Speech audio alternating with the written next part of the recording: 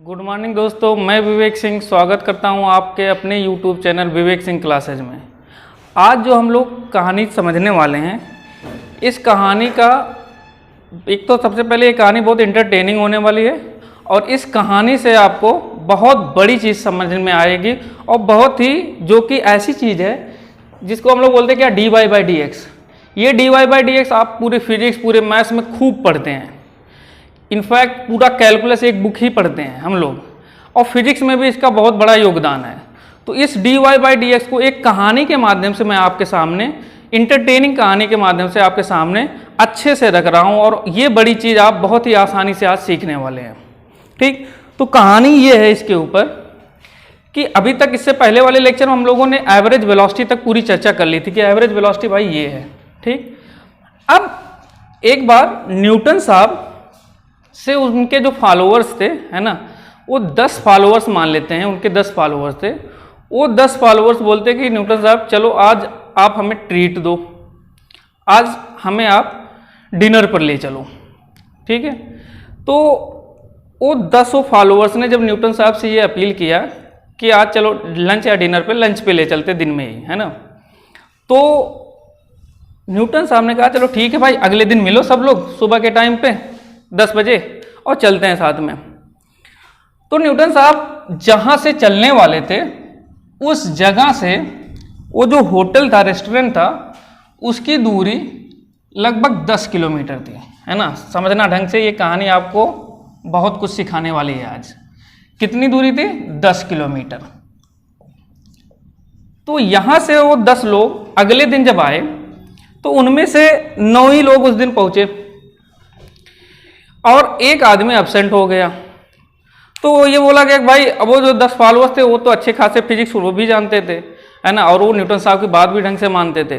तो जो एक एब्सेंट हो गया तो अब ये बोला जाए भाई क्या किया जाए। और न्यूटन साहब ने इसके आड़े में यानी इसके पीछे उन्होंने एक प्लानिंग कर रखी थी कि भाई आज एक प्रोजेक्ट पर काम करा जाएगा। वो प्रोजेक्ट ये है कि एवरेज वेलोसिटी और इंस्टेंटेनियस वेलोसिटी को लेके। उस समय तक उनको इंस्टेंटेनियस का कोई उतना ये नहीं था कि भाई इंस्टेंटेनियस क्या चीज़ होती है। वो पहली बार ये चीज़ सीखने वाले थे कि आज क्या करा जाएगा। तो ये एक प्रोजेक्ट था, ये 10 किलोमीटर की जर्नी में एक बहुत बड़ा प्रोजेक्ट छिपा हुआ था और उनको उस समय तक खुद नहीं पता था कि ये प्रोजेक्ट आज हो जाएगा, जिससे एक बहुत बड़ी चीज़ कैलकुलस निकलने वाली है। तो 9 लोग तो फॉलोअर्स तो ठीक थे, तो उन्होंने कहा भाई अब एक तो जानकार नहीं रहा, तो एक नॉर्मल आदमी को उन लोगों ने उठा लिया। वो नॉर्मल आदमी वही अपना कौन, गिल्लू कालिया, है ना। कौन आदमी था वो? गिल्लू कालिया। उस आदमी को भी उन्होंने कहा चलो भाई ठीक है, तुम कम जानकार हो लेकिन चलो काम चल जाएगा। और बाकी 9 थे यहाँ पे, यानी टोटल मिला के कितने लोग थे? 10 लोग। 10 लोगों ने अपना यहाँ पे जर्नी शुरू किया। अब न्यूटन साहब उन्होंने क्या कहा कि भाई यहाँ पर उन्होंने अपना एक बंदे को सेट किया और इस डेस्टिनेशन पॉइंट पे भी उन्होंने एक बंदे को सेट किया और कहा कि भाई एक समय सब लोग यहां से अपने मोशन को शुरू करेंगे और एक ही साथ अपने इस मोशन को यहां पे आप खत्म करेंगे, जहां पे होटल या रेस्टोरेंट है। ठीक, क्या है यहां पे, इस जगह पे क्या है? होटल है ना, या रेस्टोरेंट है। और यहां से जो 10 किलोमीटर की जर्नी ट्रेवल करने वाले, यहां से स्टार्टिंग पॉइंट है। अब ये भाई 10 लोग, है ना, ये कौन आदमी था? वही गिल्लू, जो कि कम जानकार था। इनफैक्ट ये बहुत कम पढ़ा लिखा हुआ था, इसको ऐसे ही उठा लिया, चलो भाई तुम भी चलते हैं साथ में, है ना। अब क्या हुआ समझना, न्यूटन साहब का इंस्ट्रक्शन क्या था कि भाई एक साथ शुरू करना है मोशन और एक साथ खत्म करना है, और बीच में अपनी रफ्तार घटानी बढ़ानी नहीं है। तो ये बोला गया कि भाई, और उन्होंने टाइम भी फिक्स कर दिया कि आप लोगों को 1 घंटे में वहां पे पहुंचना है, धीरे धीरे 1 घंटे में आपको उस होटल पे पहुंचना है। तो कहा भाई ठीक है ना। अब यहां से इन लोगों ने, यहां पे न्यूटन साहब ने अपने आदमी को भी सेट कर रखा है ना। वो ये देखेंगे कि हाँ भाई सबने एक साथ शुरू किया कि नहीं। उसके पास गाड़ी थी, उसने एक साथ सबको शुरू किया और सबके साइकिल्स में उन्होंने स्पीडोमीटर लगा रखा था कि भाई आपको स्पीड घटानी और ना बढ़ानी है। ठीक, अब ये सब लोग 10 के 10 यहां से एक साथ एक ही स्पीड में बढ़ने लगे और एक ही स्पीड में बढ़ने लगे और यहां पे एक साथ ही पहुंच गए, मान लो, है ना।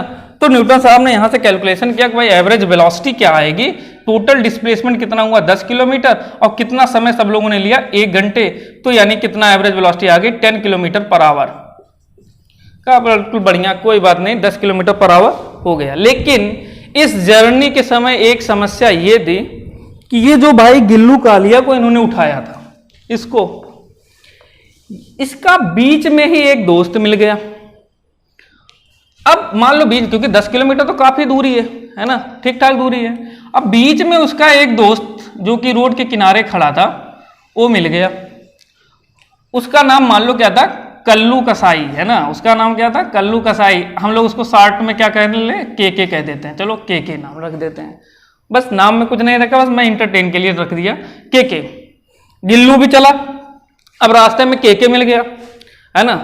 तो उसने कहा भाई गिल्लू कहाँ जा रहे हो, तो गिल्लू ने अपनी साइकिल के सामने रोक दी और वो अपना भौकाल मारने लगा, भाई न्यूटन साहब का एक प्रोजेक्ट है, मैं प्रोजेक्ट में काम कर रहा हूँ। के सोचा यार ये तो बिल्कुल पढ़ा लिखा है नहीं, और ये न्यूटन साहब के साथ क्या प्रोजेक्ट करेगा। अब गिल्लू ने अपना बढ़िया भौकाल वहाँ पे जमाया, यार न्यूटन साहब के साथ प्रोजेक्ट करना है, और न्यूटन साहब हम लोगों को यार आज लंच कराने ले जा रहे हैं, बढ़िया एकदम के सामने खूब लंबी चौड़ी इन्होंने अपना अच्छा खासा भौकाल टाइट किया। अब लेकिन इतना बातचीत करते समय, समझना है ना, कहानी में समझना अच्छे से, बातचीत करते समय जब गिल्लू के से बात कर रहा था उस समय उसने कम से कम 10-20 सेकंड तो बिता दिया। क्या किया, 10-20 सेकंड तो वहां पे बिता दिया। अब जब वो 10-20 सेकंड वहां रुक के उससे बात करने लगा, इतने में बाकी 9 लोग आगे चले गए। 9 लोग तो फॉलोअर्स थे, वो पूरी इंस्ट्रक्शन को अच्छे से फॉलो कर रहे थे। लेकिन ये जब 10-20 सेकंड रुक गया के से बात करने में, बाकी लोग तो काफी आगे हो गए। तो इसने कहा यार अभी अगर सही टाइम पे तो नहीं पहुंचेंगे तो फिर तो दिक्कत हो जाएगी, न्यूटन साहब डांट लगाएंगे। तो इन्होंने क्या किया, अपनी स्पीड इसने तेजी से बढ़ा ली। अब जब अपनी स्पीड बढ़ा ली और तेजी से जाके उन लोगों का साथ पकड़ लिया और साथ में यहां पे पहुंच गया।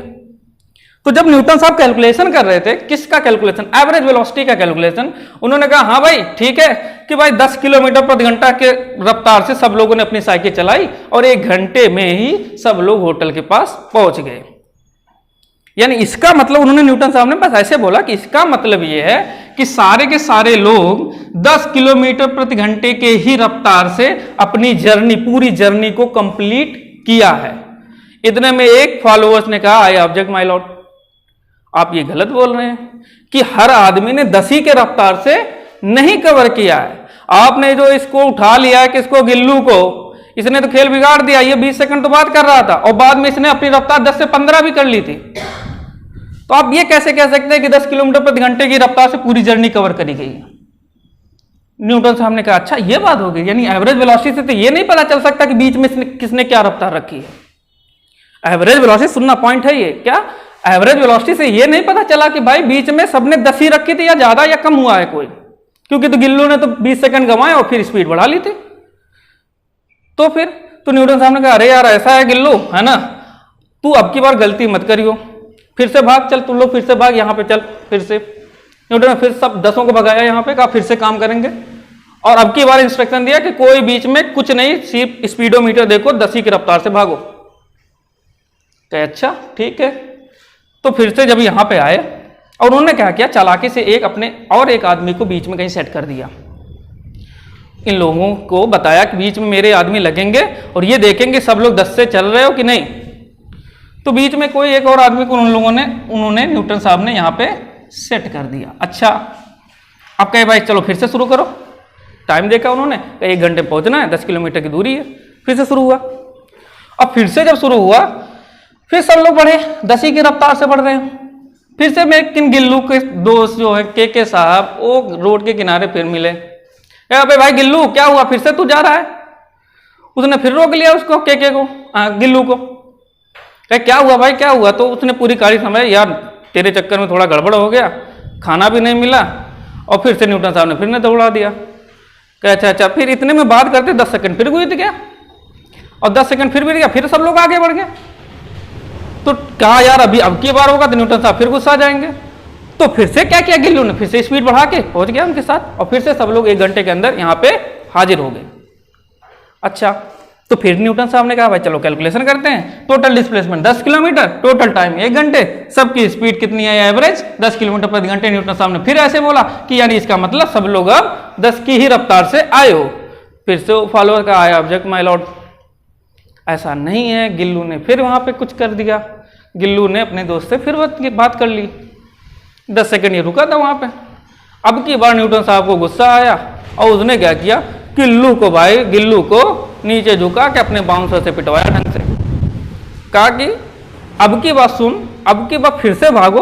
और बीच में उन्होंने और आदमी सेट किए, बीच में आपकी काफी आदमी सेट किए, क्या भाई देखते रहना साला बात ना करने पाए कहीं, है ना।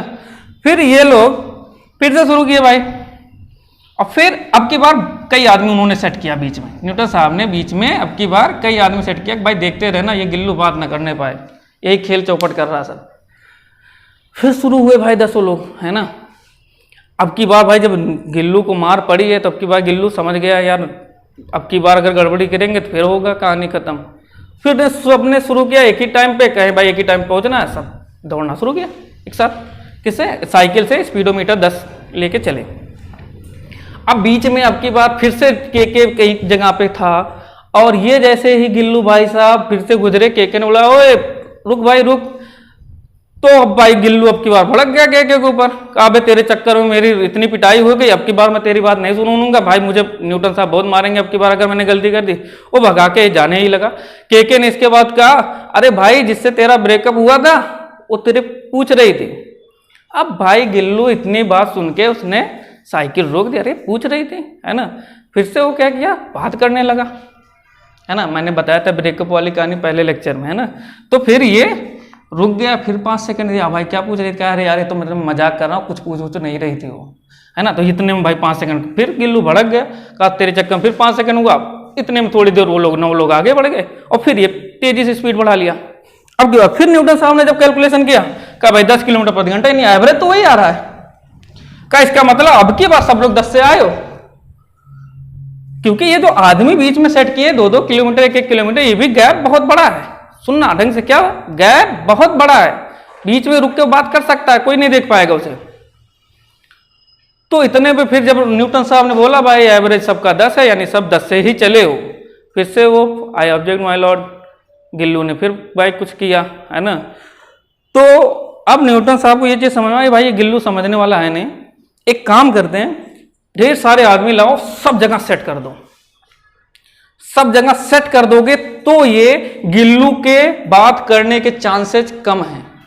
यानी सुनना ढंग से, जब सब जगह आदमी सेट करेंगे, अब इसका बहुत बड़ा बड़ा मतलब है, अभी मैं आपको अच्छे से समझाता हूं, पहले आप कहानी को समझ लो ढंग से, है ना। हर जगह उन्होंने आदमी सेट कर रखा है, हर जगह। अब फिर सब लोग गए। अच्छा एक चीज क्या समझना कि यानी जैसे जैसे वो इंटरवल कम कर रहे हैं, कौन? न्यूटन साहब, यानी आदमी बीच बीच में लगा रहे हैं, जो गैपिंग थी आदमियों के बीच की, वो गैपिंग जैसे जैसे कम कर रहे हैं, क्या गिल्लू के गलती करने के चांसेस उतने ही कम होते जा रहे हैं।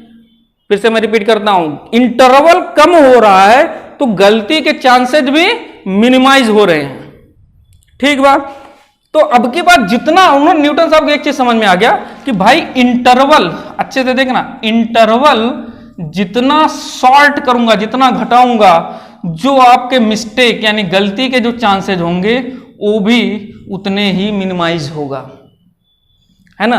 अच्छा ये काम करते समय, है ना, इस टोटल डिस्प्लेसमेंट को अगर हम लोग डेल्टा एस से रिप्रेजेंट करें और टोटल टाइम को डेल्टा टी, डेल्टा शब्द का मतलब ठीक है ये बहुत स्मॉल होता है ना, पर ठीक ठाक इसमें डिस्प्लेसमेंट है, ये नहीं कि एकदम बिल्कुल बहुत कम डिस्प्लेसमेंट, ठीक ठाक डिस्प्लेसमेंट है। तो ये एवरेज वेलोसिटी का ये एक्चुअल में फार्मूला था कि भाई delta s equal to delta s by delta t, ठीक है।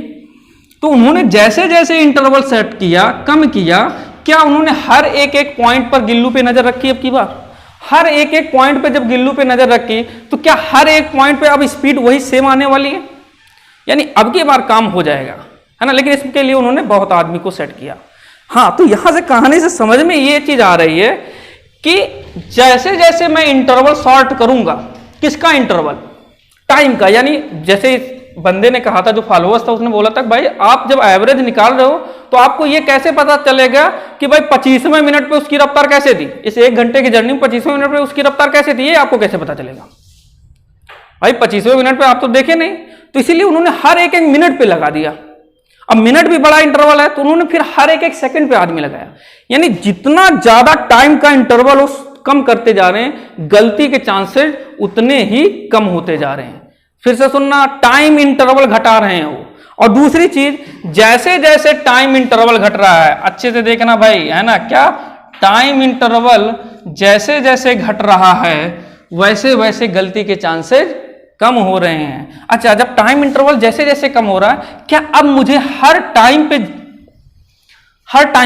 का मतलब हर इंस्टेंट पे, इंस्टेंट है ना, इंस्टेंट मतलब हर क्षण पर, हर एक एक पल पर अगर मुझे सही जानकारी मिलेगी, यानी मुझे ये जानकारी मिलेगी कि इस इंस्टेंट पे इसकी ये वेलोसिटी थी, तो कहने का मतलब जो एवरेज है, ध्यान देना, जैसे जैसे मैं टाइम को छोटा करता हुआ जा रहा हूं, डेल्टा टी यानी ये टाइम इंटरवल, क्योंकि हर बीच बीच में आदमी लगाने से क्या हो रहा है, न्यूटन साहब ने एक चीज समझ ली थी कि आदमी लगाने से गलती कम होएगी।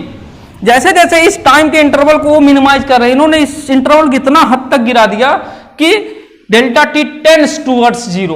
टेंड्स टुवर्ड्स जीरो मतलब हर एक एक टाइम पे, हर एक एक पल पर आदमी लगाया। तो जितना छोटा इंटरवल इन्होंने रखा, अब उस कम से कम इंटरवल में बहुत कम डिस्प्लेस भी होगा, लेकिन जो भी डिस्प्लेस होएगा अपन वो टाइम करेंगे, हमें क्या निकलेगा, एवरेज, यानी delta s by delta T हमें वो एवरेज दे रहा है। लेकिन जैसे जैसे इंटरवल शॉर्ट हो रहा है, यही delta s by delta T किस में कन्वर्ट हो रहा है, डीएस बाई डी टी। ध्यान से देना, क्या, डीएस बाई डी टी।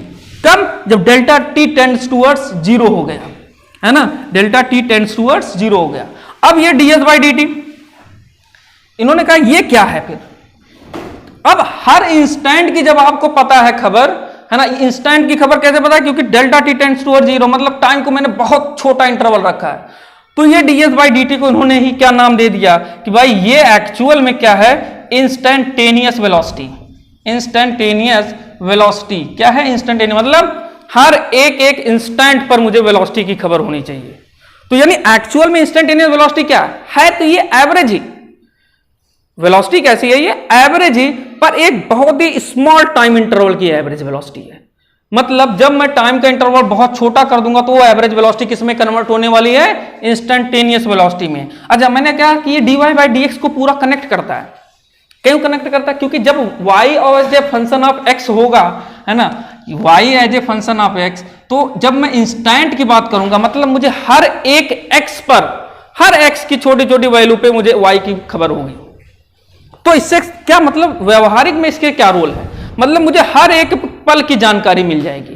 यानी इंस्टेंटेनियस शब्द ये बताता है कि पूरी जर्नी में भाई क्या हुआ, ये हम कैसे समझ सकते हैं पूरी जर्नी बीच में क्या हुआ, आपने तो एवरेज निकाला। तो अगर आप इंटरवल घटाते हो तो आपको हर एक एक पल की जानकारी मिलने लगेगी, यानी हर एक x पर y कैसा है ये मिलने लगेगा। तो dy बाई dx से मतलब यही है कि एक तो सबसे पहले ये जो चीज है ये एक्यूरेसी इसकी अच्छी हो रही है। क्या एक्यूरेसी मतलब जितना कम इंटरवल रखूंगा उससे क्या मुझे मिलने वाला है, मिस्टेक के चांसेस कम होंगे, एक्यूरेसी अच्छी होगी। दूसरी चीज, मुझे हर एक एक इंस्टेंट की खबर मिलने वाली है, मुझे हर एक एक इंस्टेंट की खबर मिलने वाली है। तो ऐसे ही हम लोग फंक्शन में हर एक x पर y की वैल्यू के ऊपर भी चर्चा करते हैं। इसका ग्राफिकल व्यू भी बड़ा अच्छा है ना, मैं वो ग्राफिकल व्यू से आपको समझाऊंगा तब आपको अच्छे समझ में आएगा कि मैथ्स में कैसे कनेक्ट हो गया। और यही से चीज, यही से जो ds by D T instantaneous, यही dy बाई dx को खोजता है, जहां से फिर इंटीग्रेशन और ये सारी चीजें हुई। और एक बहुत बड़ा चीज कैलकुलस आपके सामने आता है ना। अगर आपको ये कहानी अच्छी लगी है, इसको ज्यादा से ज्यादा सब्सक्राइब कराओ, शेयर कराओ, लाइक कराओ। मैं अगले लेक्चर में इसका ग्राफिकल व्यू भी बताऊंगा, और जो क्वेश्चन मैंने एवरेज वेलोसिटी का छोड़ा है आगे वाले लेक्चर में वहीं से काम शुरू करता हूं। इंस्टेंटेनियस के और भी क्वेश्चंस आपके सामने मैं रखूंगा, है ना। तो दोस्तों ये कहानी आप ज्यादा से ज्यादा लोगों तक समझा फैलाओ, ताकि ज्यादा से ज्यादा लोग इसे समझ सके कि रियलिटी में dy बाई dx का मतलब क्या है। ठीक है, आज के लिए इतना ही। Thank you very much.